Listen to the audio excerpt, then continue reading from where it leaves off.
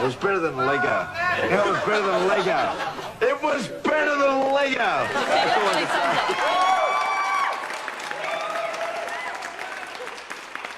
Okay, good evening and welcome to Better Than Lego. My name is Mike Keating. With me again this week to round up the NRL in action and preview this weekend's round 20.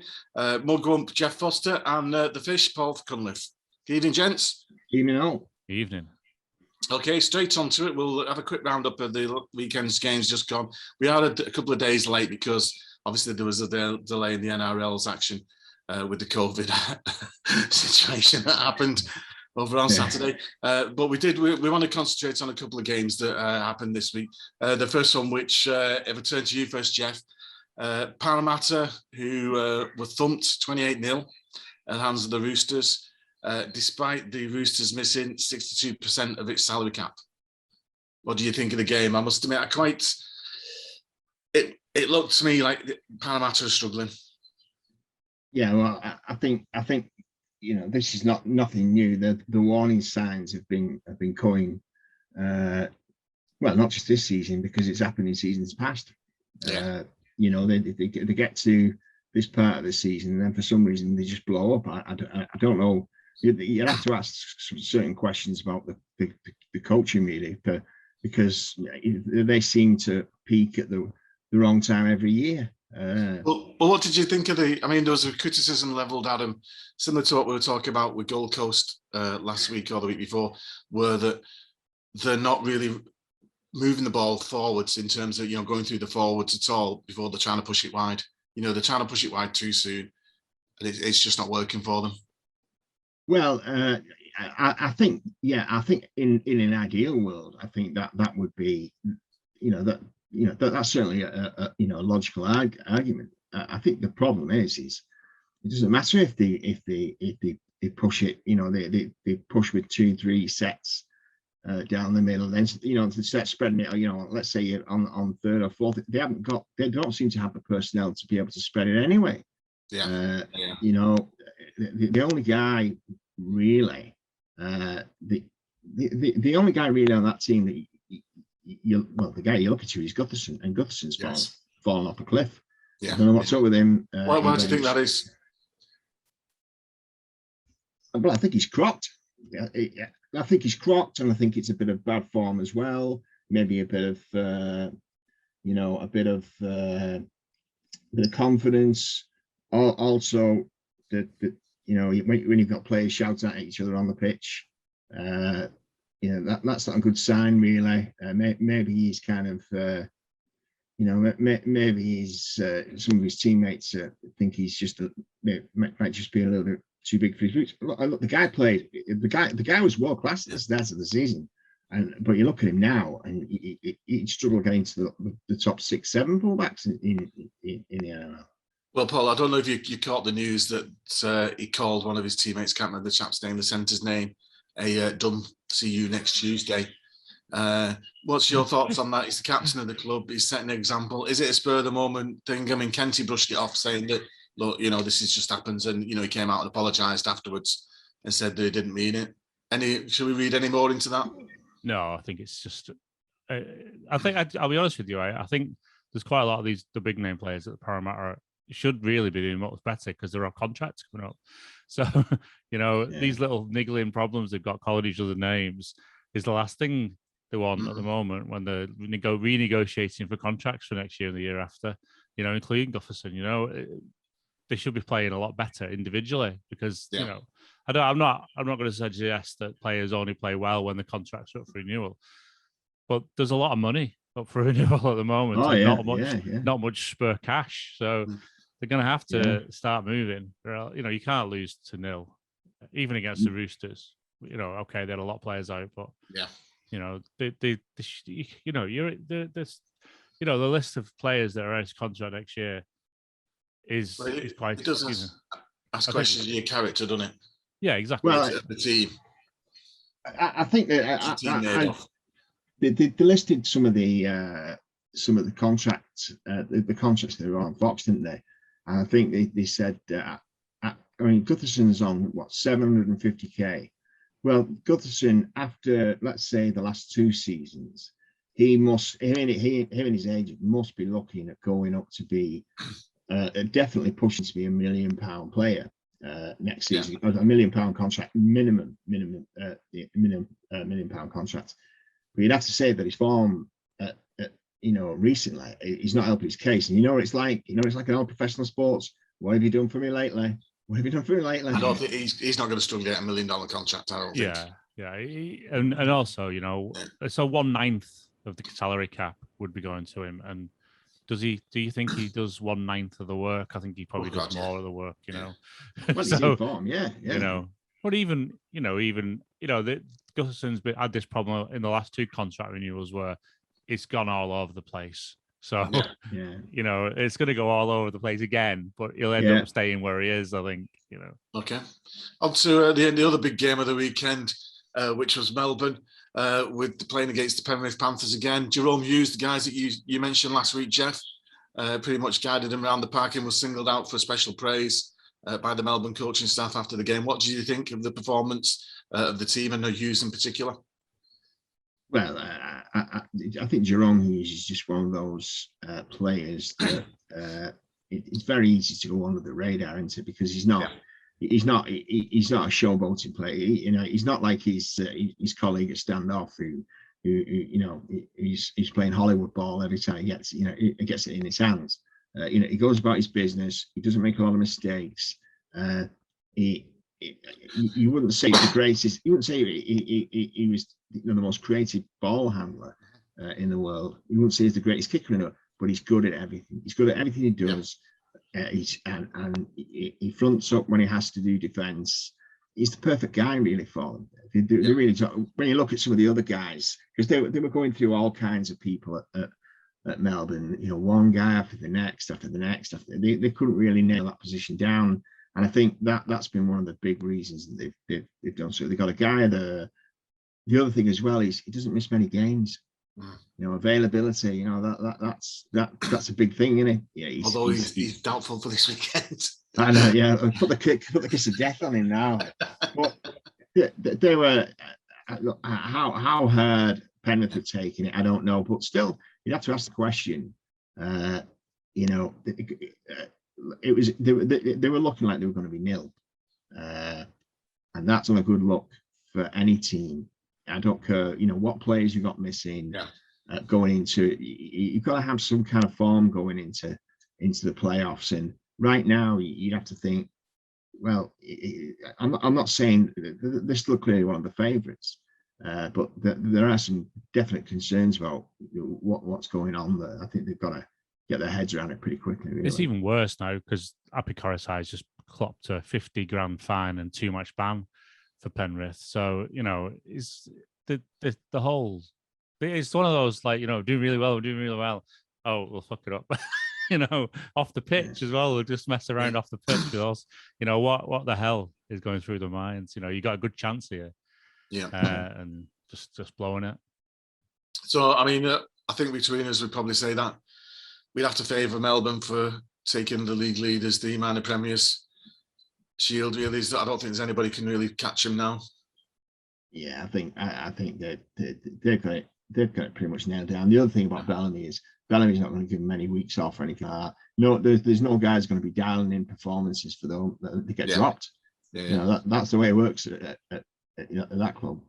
Okay, and the 2 Friday games. Our favourites, West Tigers, who had a 10-point lead, 10-point lead against the Warriors team, missing front row, half-backs, God knows who else, playing a centre, a standoff. They're still in there, although the Warriors have put themselves in there with a shout now. We'll come on to that a bit later in terms of that. Then the Broncos crushing the Cowboys. Anything that we can look at from either of those 2 games? Well, I think with the Tigers, you think, well, there are now. The thing about the coach is Maguire. He's quite well thought of, obviously, because he's had success in the competition. So there's a lot of kind of latent goodwill to him in the competition. A lot of the journals give him a free ride. But now you're beginning to see, rumblings from people who would normally be, an ally in the papers. Questions are being asked, and I don't think it's all just about him. Clearly, the entire club, there are structural problems from top to bottom. He's not the only problem, but you know what it's like with coaches. They're the guys that take the bullet, and he looks as if he's in real strife at this moment, and especially when you have comical, when you have comical plays that they seem to come up with every, they don't just, when they press the self-destruct button, it's not like a little hand grenade, is it? It's a nuclear bomb that goes off every time. Spectacular. 10 years For those that didn't know, sorry, just before you say, Paul, for those that didn't know, that was Luke Brooks, who had been handed the captaincy on the day, who did a dropout, 10-minute short dropout. The opposition player just collected and went straight in for a score. So, sorry, Paul. No, it's okay. 10 years since they last made the finals, Wests. Blimey, good grief, yeah. So, Maguire, he's better than this, isn't he? I think anyway. So, okay. That's it. I can't say any more than that, And Cowboys slipped up there really as well. That was a must-win game for them, wasn't it? Really, it puts them in the situation where they're 4 points off now. Yeah. Well, like what did we say last week? This could be like a 90-point game. Well, it wasn't a 90-point game, but it was as unpredictable as I suspected. I could have had either side blowing the other out. It was just, in this case, it was the Broncos. You look at the Broncos side, and still you think to yourself, there is talent there.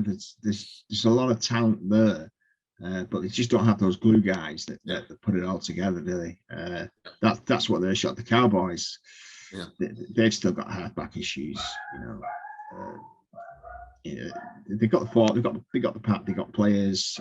The backs are okay, but they just don't seem to have the guy who's just got that tactical nous on the pitch. Well, speaking of that, they was talking about with Valentine. Well, we'll come into that in the previews when we talk about these rounds. Okay, the last 3 games then, I won't go into too much. The Dragons, as expected, were rolled over by the Rabbits, and the Titans were disposed of the Bulldogs. Again, we'll talk a bit more about the Bulldogs in the previews, but want to single out Tommy Turbo, who turned a pretty tight game against Cunliffe with 16 points to 10, where it looked like Manly were running away with it until Cunliffe decided to put some effort into the game. But then 3 tries, I think it was 3 tries in 11 minutes. He had 3 try assists, a couple more that were scraped off as well. Is there any point debating the Dally M? Is he going to win the Dally M? He's only played 11 games. He's got, was it 21 tries? Yeah, it's well, I keep going through this kind of question every time we're watching, and I think to myself, is he that good, or is he just lucky? He's fairly good, but is he just? You can't really say that. I mean, the guy is piling in performances for the ages seemingly every week. He's turning in match-winning performances, spectacular play. Oh, yeah. He's a big guy. He's a hard guy to put down. It's a nightmare. He's a great player. Yeah. After us mentioning it last week about Jared Haynes, oddly, as a few people have mentioned that again, that, it's Jared Haynes' run was 2009. The similar sort of thing in it, Paul, because, Parramatta they were at the bottom half of the finals that year, and Haynes just caught fire. Yeah, and I know maybe it's the same kind of thing going on anyway, because, I think at the time there was a bit of a kind of lull in the quality at the top of the NRL. And, if you look at the NRL at the moment, there's not that many players poking their head above the parapet, week in, week out. So we're searching for a hero, and we've got him, If you think about it in that kind of sense, that, through those last 10 years or so, we've had a lot of players to talk about every week.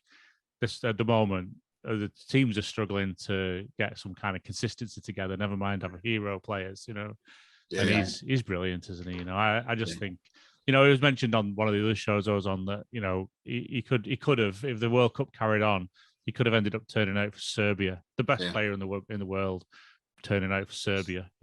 Fantastic. But hopefully, still might. You never know next year. Okay. Yeah, maybe. Okay, on to this weekend's games. First of all, let me just read off my script. Okay, 4 points separating 7th to 14th. That's from the Titans to the Cowboys. 5 of those teams, which is the Titans, who's 7th, Sharks 8th, Raiders 9th. Raiders, Dragons, and 9th. They're all on 18. So then there's another 4 points between the next one for the next 2 clubs, which is the Cowboys and Warriors. So this is a very important round. There's only 5 rounds left, including this one. Thursday, Mitchell Pearce has got a captain's run today, whether he makes it for the Knights against Broncos, 11th against 15th.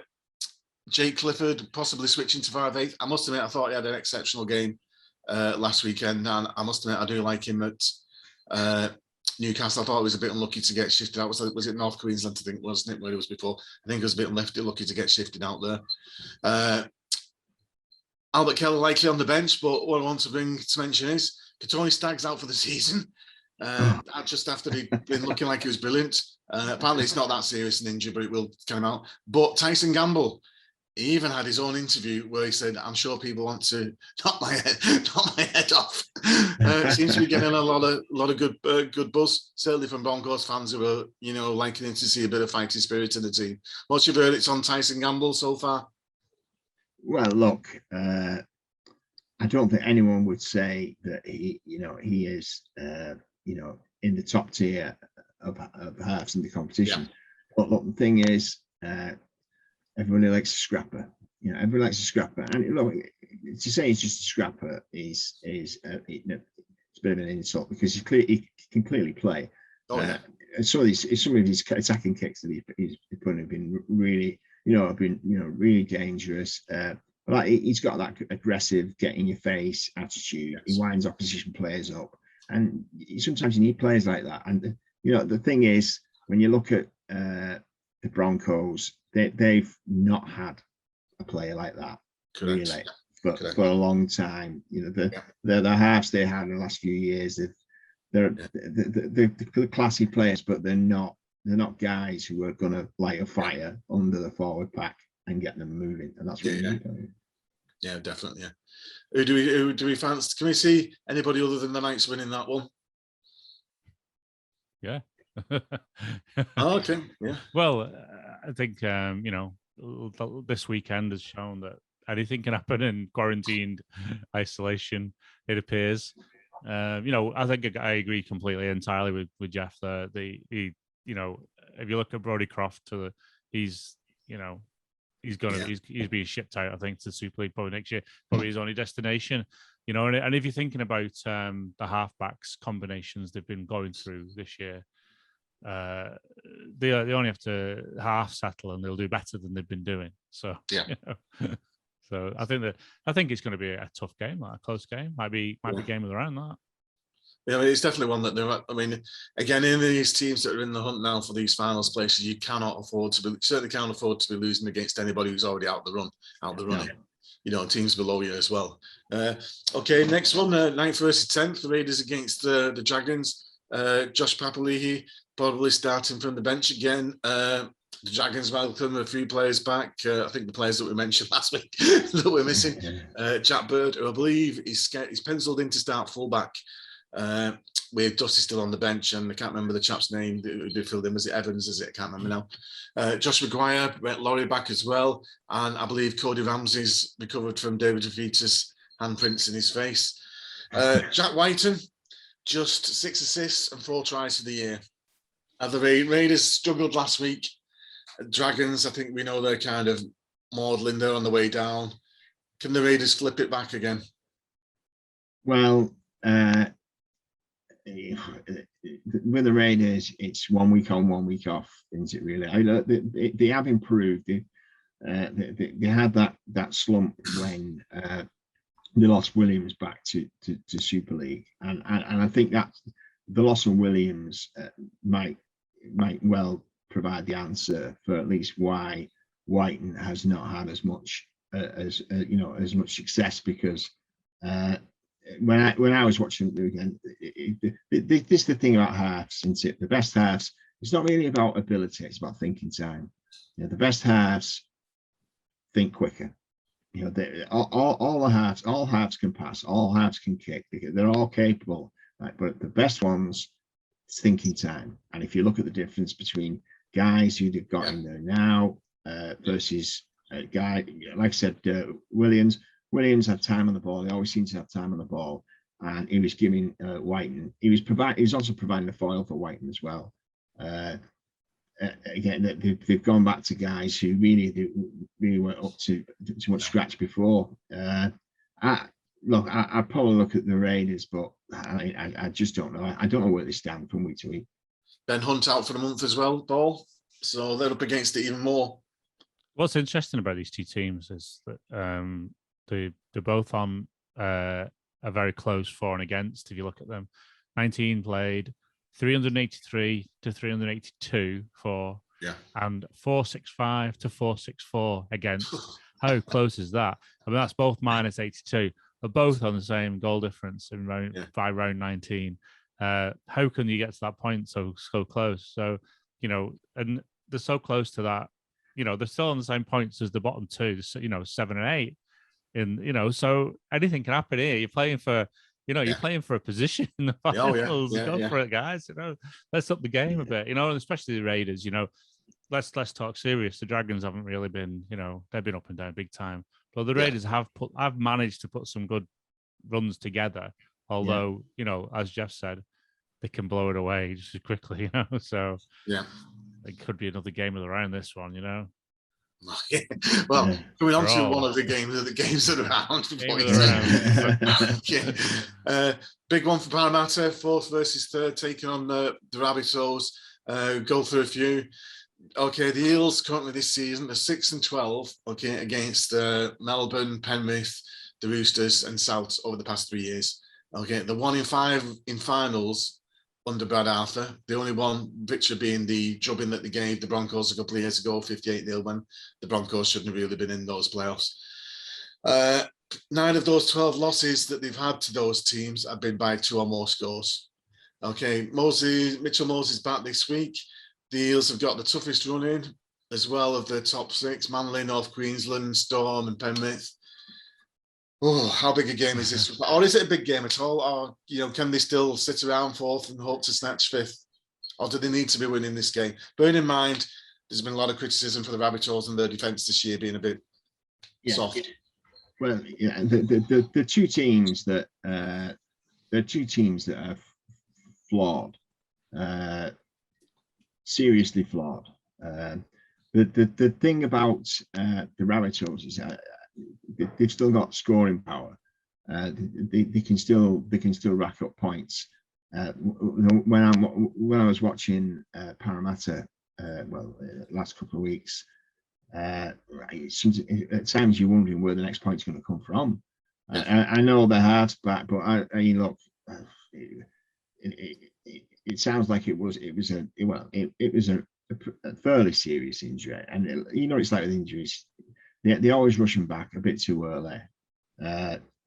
Chances are he's probably not even going to be match fit until next week or the week after. So, look, if they pull it out, then it's a great performance. But you'd have to really look at the Rabbitohs for all the problems. Yeah.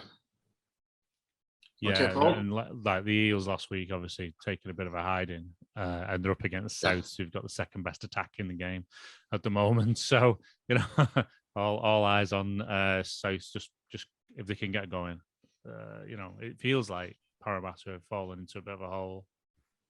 It does a bit, doesn't it? And I must admit, this when I look at the way they played and the teams that they've got results again, I quite fancy them a little bit to get a bit more against South. I think this could be one of those, you know, 26-28s that you kind of were getting used to. I'm a bit low to put the knife in straight away on Parramatta, but they need to give us a glimpse at the moment, and there's just nothing coming, is there?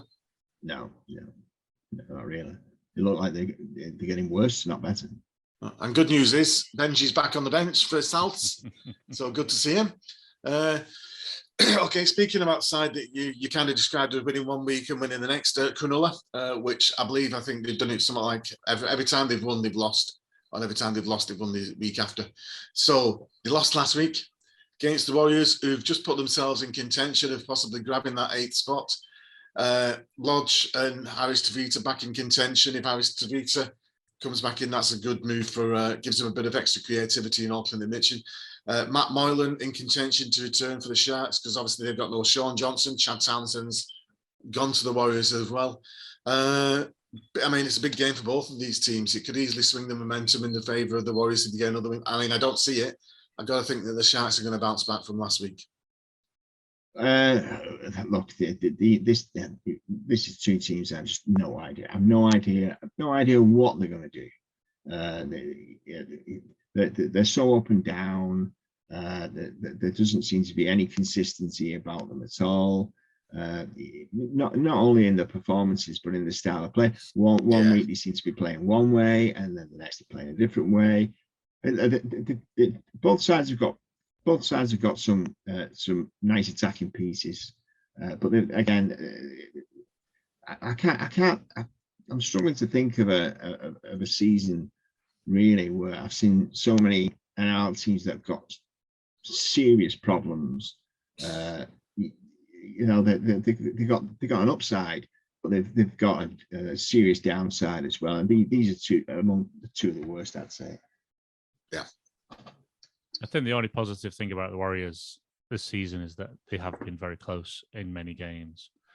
And winning this weekend just gone could mean that it just takes them on that little journey of the last few games of, you know, what has been a very long season for them, essentially, you know, into positivity.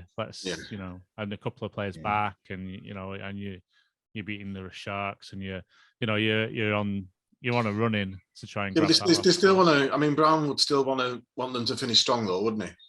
Because these are players who are playing for the futures, in effect, still.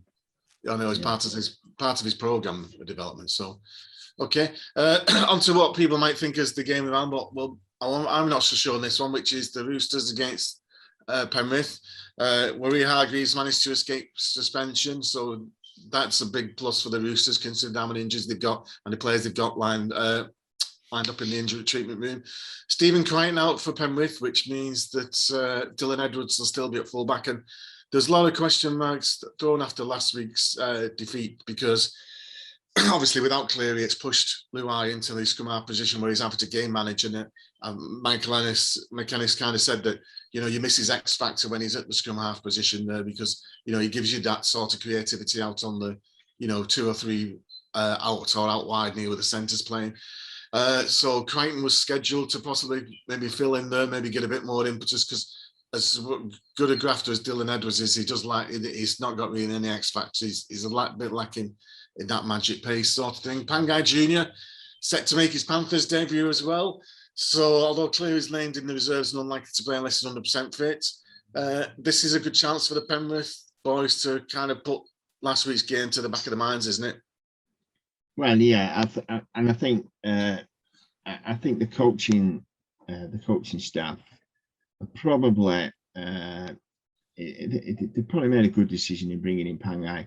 I'm not convinced that, like, you know, I don't think they would have touched him if they were going to put him on a long-term contract. Yeah. But, you know, if you're looking for a guy who can explode into a game, lift players around him, Pangai can do that. And let's face it, they really need somebody right now. You know, I watched it. It's interesting that when I was watching them last weekend, actually, I thought Burton played really well. I thought, you know, he's always a guy. He's always around the ball. Yeah. And he's a real steal for Canterbury. Yeah, I think. But sometimes I'm not quite sure they know how to use him really. Yeah. And especially with, like, I agree totally with the Luai situation. The thing about an established halfback partnership is it's the whole is greater than the sum of its parts, isn't it? You get one guy, you get the other guy. They're both good guys. You get them together, and it's, you know, it's critical mass, isn't it? And I don't think Luai isn't. He's not that type. He's not a game manager. You can't say that Luai is a game manager. You can't. It's not the same quality. No. And if you can't do that, and if he's forced down that road, then he's not the same player. Did you think he'll win that one? Either of you? Well, any predictions? I think I personally think the Roosters are going to pick it up. But I was going to say this, right? That you've put down that Cleary will be named in reserves, but only likely to play if he's 100% fit. Now, let me tell you this, right? Okay. He's going to have to go and have shoulder surgery in the off season. Yeah. You don't get 100% fit if you're going to have to go and you're never going to get to that point. So, play him if he's 98%. That's what his old man said. So he's either saying he's not playing for the rest of the year. Yeah. Or he doesn't understand that if you're going to have surgery on your shoulder in the off season, you're never going to get to that point. So I believe that I believe personally that he will play, and he'll play because he's going to have to play. He wants to play. So I think the Panthers will put up a better. I always think they play better with Cleary anyway. Yeah. But I still think the Roosters will. There's no need to risk him, though. There's no need to risk him. No, I agree. I agree entirely with that. But I don't believe he'll think like that. You know what players are like when they're 23 or 24. You don't want to miss out, especially if you've got a good run in. Yeah. Okay, on to the big one then. This is my pick of the games around. Manly, who is 6th against Melbourne, who are still on this club record 16-match unbeaten run. Described as the greatest show in town by Vossi, Manly at the moment. Jerome Hughes is still a doubt, but he has been named at a start, but we're not quite sure as to whether he will on the game. Pappenhausen probably on the bench again, which will mean Hines starting at standoff. And I've heard that Asper Solomona might come into the reckoning yet as well. Manly, well, somebody has to stop Melbourne, don't they? Can Manly do it? If they win this, is this the bubble? Is this their peak? Do they want to be peaking this early? Or do they need to be winning these type of games to throw down the gauntlet to show that they're actually a team that's going to need to be give serious consideration for the finals? Well, look, we need somebody to stop the evil empire, because they're I'm just sick of that Death Star rolling around the competition, blowing up everybody's planet left, right, and centre. Yeah. We need Luke Skywalker or whoever it's going to be to make a stand, and put these guys to rest and shut them up, because I can't live with it. I just can't live with it. No. Well, I'm going to tell you this, Geoff. It's not going to be the Battle of Brookvale again. I'll tell you that for nothing. Okay. It's going to be. I think it'll just be a good game, a solid game. But I don't think Luke Skywalker's going to be turning up anytime soon for this. I think the Storm are going to take this one. So two of the best attacks in the competition. Well, probably the two best attacks in the competition. Is a Manly risky showing their hand so soon? There's only 5 games left, and then we're in the finals, and Melbourne have that knack of shutting the team down the second time they played them. No, I think Manly's got to get look. The thing you need going into finals is form. No, Melbourne's got it. Manly's, they're in good form, but they need to push now. Yeah, if you could put that big push together at the end of the season, you can instill in the players that confidence that look, we can win this. We can go all the way, and that's what Manly need to be doing.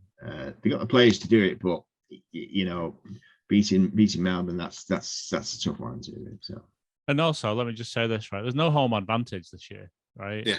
Generally speaking, it's all up for grabs. So whether you finish in 6th place or you finish in 4th place.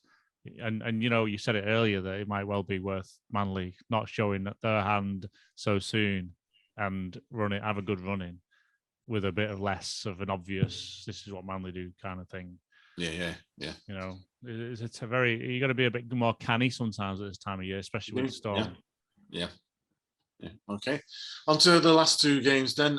2 of the teams that we like to talk about the most, the Bulldogs against the Tigers. Dane Laurie, who had that awful injury last week that's put him out for the rest of the season. I believe Moses and Mbai penciled in for the fullback spot there, but rumours is that he's going to be replacing Corey Norman at St George. Jason Tamo's back, and Jimmy the Jet's in contention as well. Interesting point for the Bulldogs. Lachlan Lewis, our favourite, who's not being tendered a new deal. I believe they're going to stick with Carl Flanagan. Nothing to do with the three-year $1 million contract that he's got. But Bailey Biondi Odo set to start at standoff. There was a lot of buzz about his appearance a couple of weeks ago from the Bulldogs forums. Somebody to look forward to us. I mean, we've said it every game. Tigers cannot afford to, but they really can't afford to lose this one, can they?